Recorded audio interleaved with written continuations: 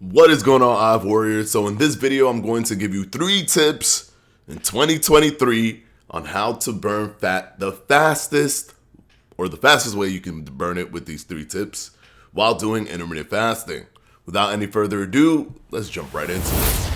All right, quickly jumping into it with tip number 1. Know your fasting length. If you don't know your fasting length, trust me, you won't be as efficient as possible. For some people, your fasting length is 18 hours. For others, it's 20 hours. For some, it's 16 hours. But you have to know which one is yours. And the best way to do that is to use a device like Lumen, who sponsors this channel for that very reason, because it's a useful sidekick tool to intermittent fasting. Now, if you want your own Lumen device, I have a link down in the description box, like I always do in all of my videos. You can click that link, put the promo code FLEDGEFITNESS so you can get $50 off your Lumen. But what does it do, and why is it important, and what happens if you don't know your fasting length? Well, if you don't know your fasting length, what happens is your body goes into this process called gluconeogenesis, and it starts breaking down muscle. And for so many people, that time frame is different. And the way you will know with a Lumen device, since it's a respiratory exchange ratio device in your hand, is that when you breathe into it, if you're breathing out more carbohydrate than fat, even though you are in a fast, which should mean that you have depleted your glycogen, that means that your body has created new glycogen using the process of gluconeogenesis. So if your time frame is just 18 hours, stopping right at 18 hours and not continuing past 18 hours will actually be beneficial for you. So what would end up happening is you'll be consistently burning predominantly fat, retaining your muscle, which helps you with your metabolism on the opposite end, since lean mass is the primary driver to your metabolic rate.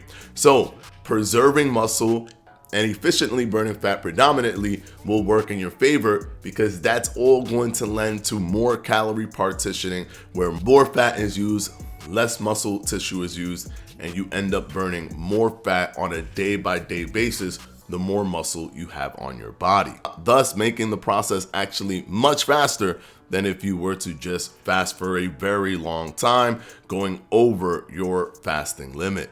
Now let's go ahead and move on to tip number 2. Actually doing resistance training. One thing that definitely fortifies your muscles more than anything, the number 1 protein synthesis tool, is actually doing resistance training. If you do bench pressing or squats or deadlifts, those are the ones that I definitely recommend, as those are compound movements. Pull-ups as well. Those are compound movements where they target multiple muscle groups at a time. You don't have to spend 3 hours, 4 hours in the gym. Literally do squats, deadlifts, bench press, pull-ups, dips as well if you want, and you'll be golden. You don't have to feel this fear of having to tackle every single machine and what's the best technique for this machine and what's the best technique for that machine. Find a few good compound movement exercises, stick with those. It's not super complicated, and it will help you build muscle much quicker. And the quicker you build your muscle, the more muscle you'll have to drive your metabolism.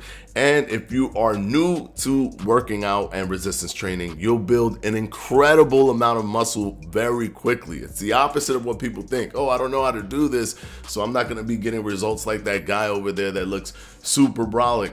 It's gonna take me time. No, it's gonna take him way more time to get the little bit amount of muscle that you're going to get in a short period of time, because you are shocking your muscles for the first time. You haven't worked out, or if you haven't worked out in many years, you're retraining. It's the same thing. If you're detrained or if you never trained, you can get a lot of muscles. Use that hack to your advantage. Put some muscle on your body, even if it's minimal, even if it's barely noticeable. It's still going to help you overall with your metabolism, which is going to help you when you're losing weight, because as you lose weight, your metabolism slows down. So you want to battle that on the opposite end and increase your metabolism, or drive your metabolism, so that you mitigate as much as you can how much your metabolism is going to drop over time as you're losing weight, which is inevitable when you're losing weight. Don't let anybody tell you, oh, your metabolism gonna slow down because you're doing intermittent fasting. Newsflash, your metabolism will automatically slow down no matter what you do to lose weight, because that is just how adaptive thermogenesis works.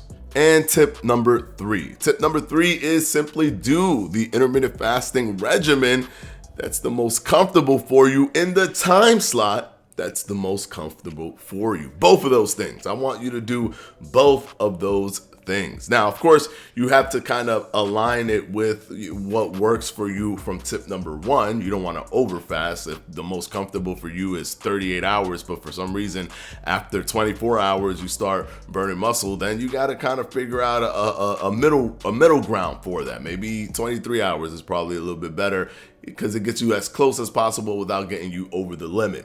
But find the intermittent fasting regimen that works best for you. For some people, it is eating for 8 hours or having an 8-hour window to eat and split all their meals into like 3 or 2. For some people, is I just want to eat once. I don't want to think about that stuff. So 23 hours is the most comfortable for them. But also make sure that it fits within your lifestyle. Is it more comfortable for you to eat at night? Is it more comfortable for you to eat in the morning? Whatever's the most comfortable all around for you is going to help you lose weight the fastest. And how does this help you lose weight the fastest? Like that video that we saw with that doctor talking about weight loss, and they weren't talking specifically about intermittent fasting, but they did say something that made a lot of sense. And basically, if you are doing something that you can't sustain, you're going to lose weight. You're not going to lose weight faster than doing something that you can sustain. Even if that thing that you can't sustain on an individual daily or weekly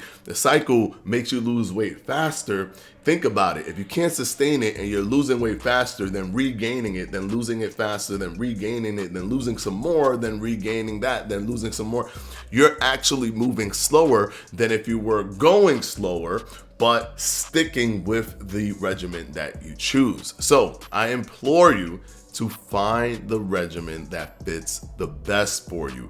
Intermittent fasting is broad. There are so many different intermittent fasting tactics that you could apply, even modified versions like 18 hours of fasting as opposed to 16 hours or 20 hours. You could even do 17 hours, even though those don't have a name to them. It's all up to you. How long do you want to fast? It's very, very broad, and you have so much freedom and flexibility. You could even do a specific diet while doing intermittent fasting, because it's the chameleon diet that can mesh with anything else. So I implore you to find what works for you, what's the most comfortable for you, and if you are sustaining that, you will eventually, after 3 months, lose more weight than somebody who's losing weight month 1, gaining weight month 2, losing a little bit of weight month 3. You're much further in because you consistently lost weight for 3 months straight. Hopefully this video has helped you guys, and as always, hit that like button, hit that subscribe button, and we'll see you in the next one. Peace out, guys.